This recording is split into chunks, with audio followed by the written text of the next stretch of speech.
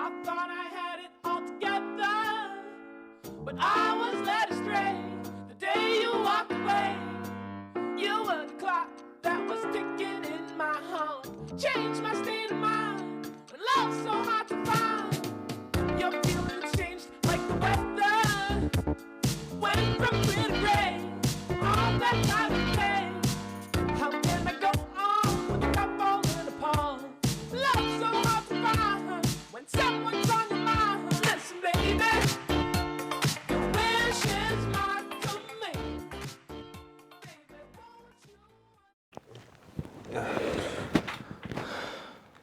won't you? We're in the middle of a show right now, if you couldn't tell. Didn't you know? Yesterday was Mardi Gras.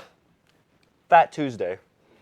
First off, it's Wednesday. Second off, can't you be fat somewhere else? I mean, you're already here, so... Fair point.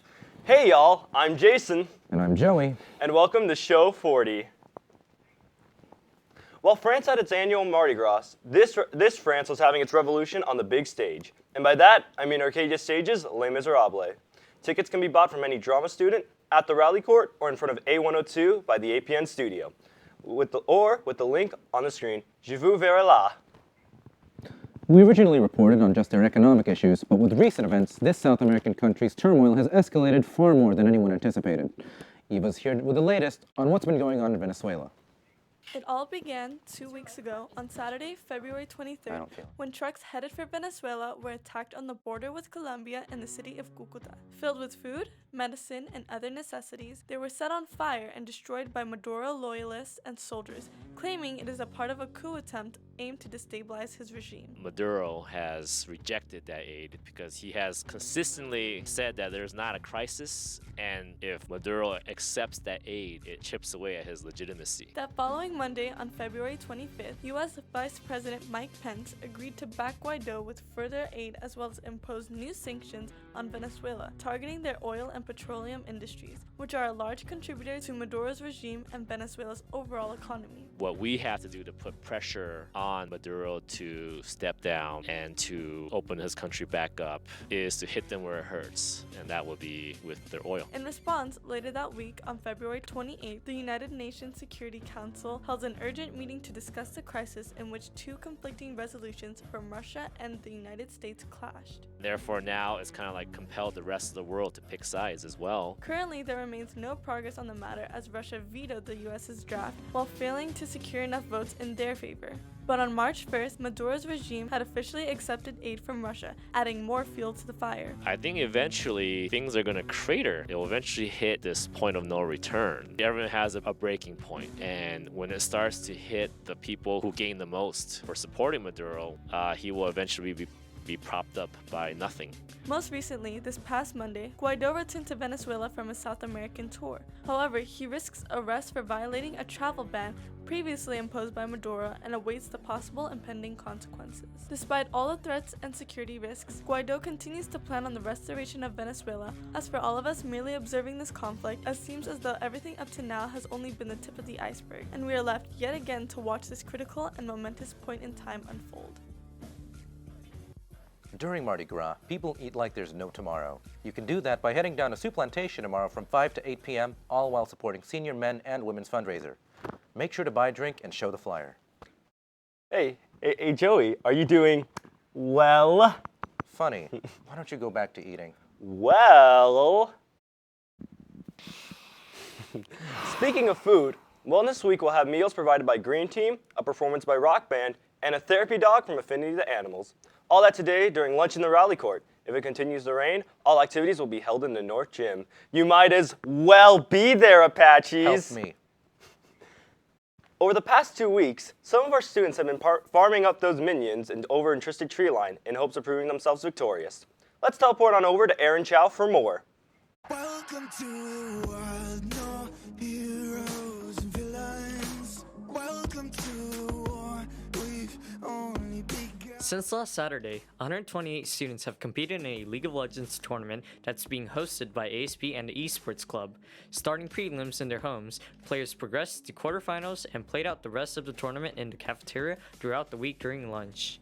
We're Arcadia Esports, and we made this club because we wanted to provide a place for the community to come together. Because we really thought that before there wasn't really any place or club that brought this specific community together. The definition of sport is something that physically exerts a player and also entertains, and I believe that esports fills in both categories. For this tournament, we just used it for publicity. We want to get our name out there and let people know that we're a thing. Be sure to check out the final round of the tournament today at lunch in the cafeteria. This is Benarin, and let's recall our way back to the studio, Summoners. On second thought, can I have some of that? Sure, I can give you the rest of this. I guess we're gonna need to go on a food break. So PTSA is basically a parent-teacher-student organization, and it's completely staffed and run by volunteers. The volunteers are parents at the school, teachers, students. Today's event is one of our favorites because it's our chance to celebrate and appreciate our staff. So we just want to thank you all for all you do, and all of our volunteers for working so hard to make this event happen.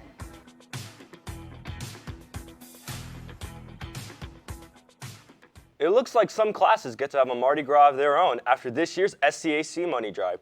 The results are in, and the top 3 classes are Galloway, Gallardo, and APN's own Nunez.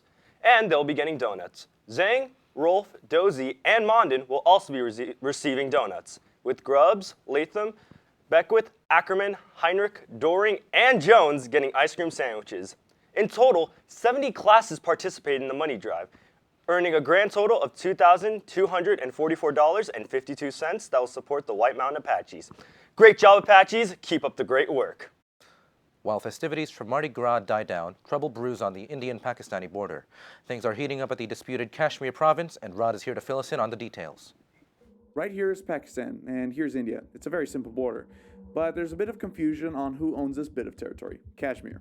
Following the dissolution of the British Raj, India gained its freedom, but the Muslim populations broke off into Pakistan and Bangladesh. The dispute comes to the north, where there's a territorial dispute over a gray area where the religious populations overlap.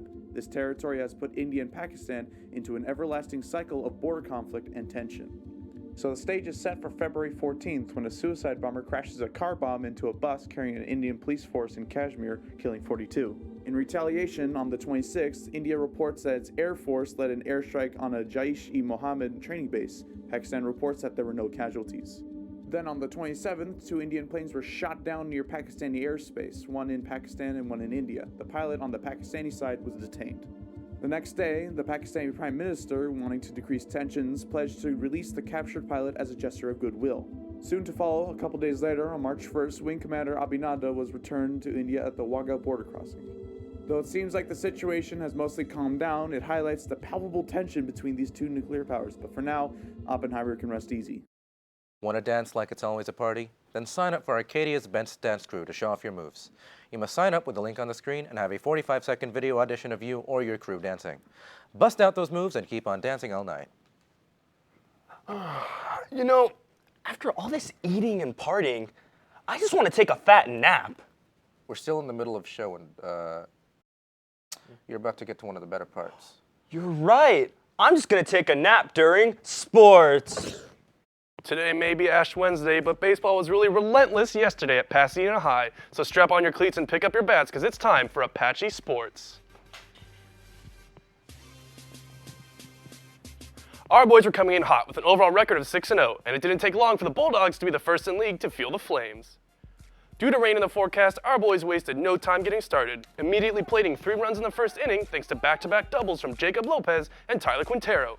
Lopez would continue to have a fantastic day at the plate, going 3 for 3, even sending a bomb over the left field fence for a 2-run homer in the second. The Apaches dominated the rest of the game, ending with an overall box score of 11 runs, 11 hits, and 3 errors, taking an early win via mercy rule in the 5th inning, 11-1. We've been doing really good so far in the season.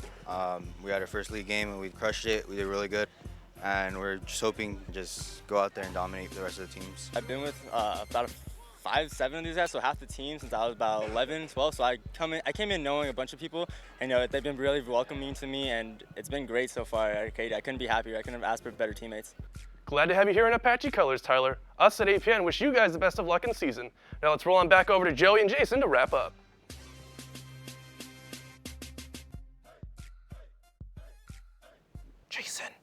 Jason. Jason. Since he's asleep, I guess that means the show is over. Be sure to check out our social media platforms listed down below. This has been Joey. And this has been Jason. Hope you had a good Mardi Gras, Apaches.